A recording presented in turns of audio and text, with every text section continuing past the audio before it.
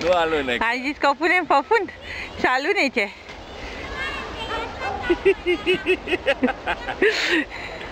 Nu alunecăm. Auzi, du-te cu ea la topogane acolo, că pe topogane alunecă și îi place acolo pe topogane.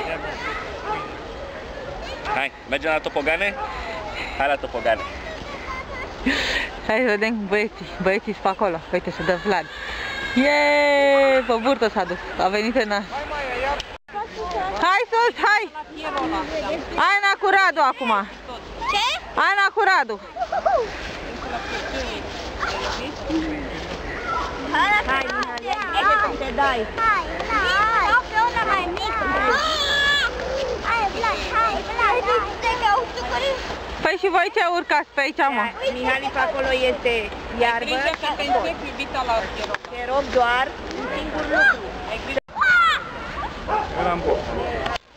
Vlad s-a dus de berbeleacul. Cum te-ai dus, dragă, pe jos?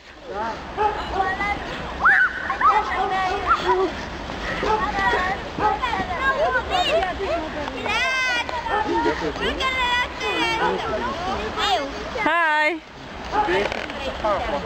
Unde v-ați dus, dragă? A rămas Ana asta care stă în ea sus. Ajutor! Nu te-am obligat, Livia, ce vrei să faci acasă? Suntem în spatele blocurilor, paralel cu Băcărești. Aproape. Până în frivăr. Da, la prima, da. Da. Ai înțeles. Bine. Am un pachet. Așa se urcă cu copilul. Nu vrea să urce singură. E greu la deal. Cucu, gărgărița, Bianca. Asta e rândul meu. Mai lasă să se mai dea și ea odată, că îi place și ei. Hai, dă-te tu. Ia uite ce se urcă singură. Eu văd că se urcă singură. Nu, dar nu, ea nu știe să se dea singură, de-aia ne dăm noi cu ea. Eu știu că se dau singură. Tu ești mare. Da. Hop!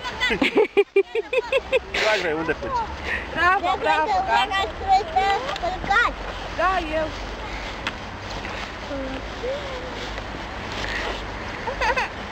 Yeah, pa!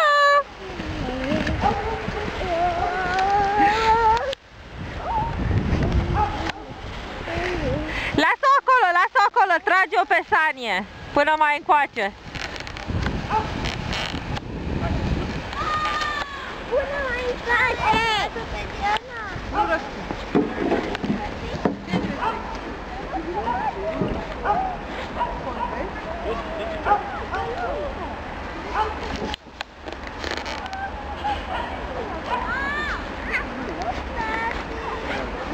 Wow! Scapa ficară!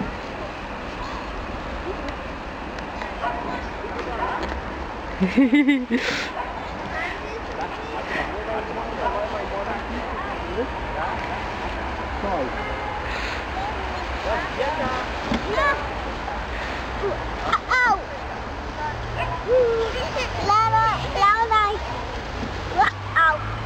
Laura! Da! Au! Au, păi au!